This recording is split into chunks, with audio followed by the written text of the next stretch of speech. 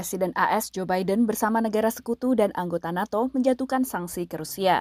We're implementing full blocking sanctions on two large Russian financial institutions, VEB and their military bank. We're implementing comprehensive sanctions on Russian sovereign debt. That means we've cut off Russia's government from Western financing. It can no longer raise money from the West and cannot trade in its new debt on our markets or European markets either.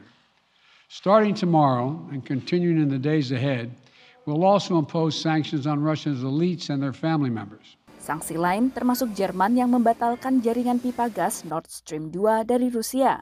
Nord Stream 2 adalah salah satu sumber energi signifikan bagi Jerman. So I think it's an important step to decouple European energy market from Russian gas supply, because Russia is using unfair practices on this energy market and clearly wants to use energy as a leverage for its geostrategic outcomes. Sanksi ini dijatuhkan mengikuti aksi Rusia yang mengakui Donetsk dan Luhansk sebagai wilayah yang merdeka dan memungkinkan kedua wilayah tersebut untuk meminta bantuan militer dari Rusia. Pengakuan wilayah yang memisahkan diri ini dipandang analis sebagai penolakan Rusia untuk berdiplomasi. He is interested in undermining Ukraine by recognizing a big part of the or carving out a big part of Ukrainian territory as not under their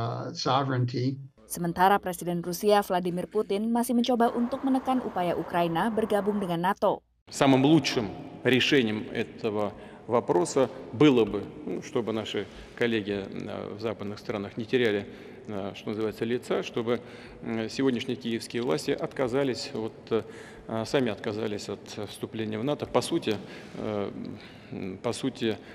реализовали бы идею нейтралитета. Donetsk dan Luhansk atau yang dikenal dengan sebutan wilayah Donbas adalah zona penyangga antara Rusia dan Ukraina. Sementara Ukraina adalah zona penyangga antara Rusia dengan negara-negara anggota Pakta Pertahanan Atlantik Utara atau NATO. Pada tahun 2014, pasukan separatis pro-Rusia mengambil alih gedung pemerintahan di wilayah Donbas. Dan sejak itu pula, 14.000 orang terbunuh dalam konflik antara separatis pro-Rusia dengan pasukan Ukraina. Daerah di dekat Luhansk mulai menerima serangan sejak pekan lalu. Sejumlah serangan peluru mengenai rumah warga sipil. Такого ж не было. Воевали, где-то бух-бух, а это опять по жилым домам. Это страшно, конечно.